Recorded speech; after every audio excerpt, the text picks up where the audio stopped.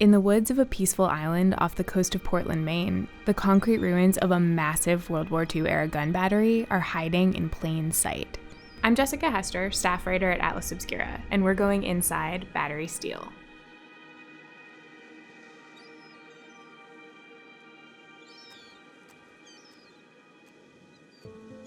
Today, visitors think of coastal Maine as a getaway.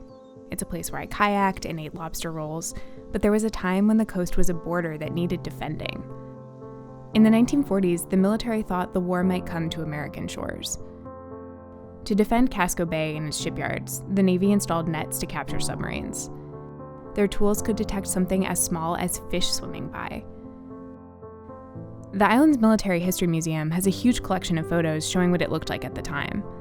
You can see barracks, observation towers, and Battery Steele, whose huge guns pointed out at the water. The military legacy is still visible on the island today, if you know where to look.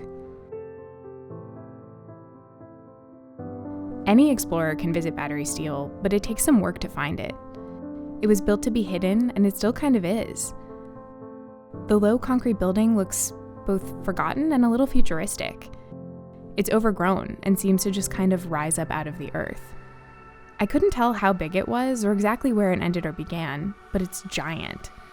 Hundreds of feet long, just camouflaged by rocks and trees.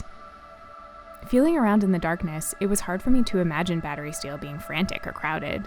It was just so quiet and desolate. The light near the entrance vanishes almost right away, and it's kind of like walking into a tomb. It was a little unsettling.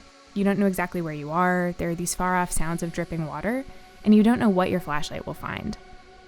It took a while to walk from one end to the other and to poke around in the side rooms where the control panels were.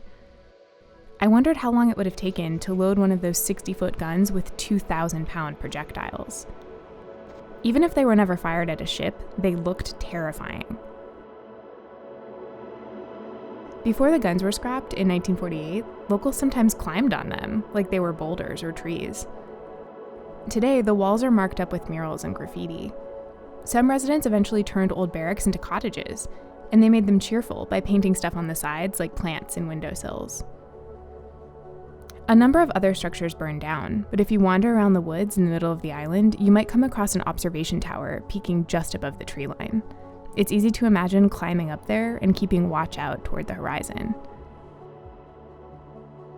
You'll also see a couple of little white buildings with narrow slats right at eye level. People would have hunkered down in there, standing guard, ready for an enemy attack.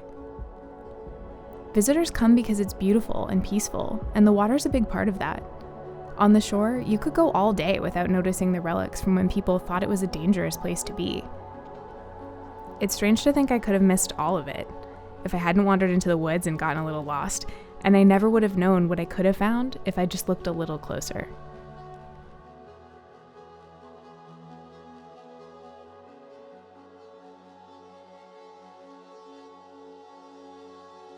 Thanks so much for watching. Subscribe to our channel to see more videos like this one, and hop into the comments to tell us which military ruins we should visit next.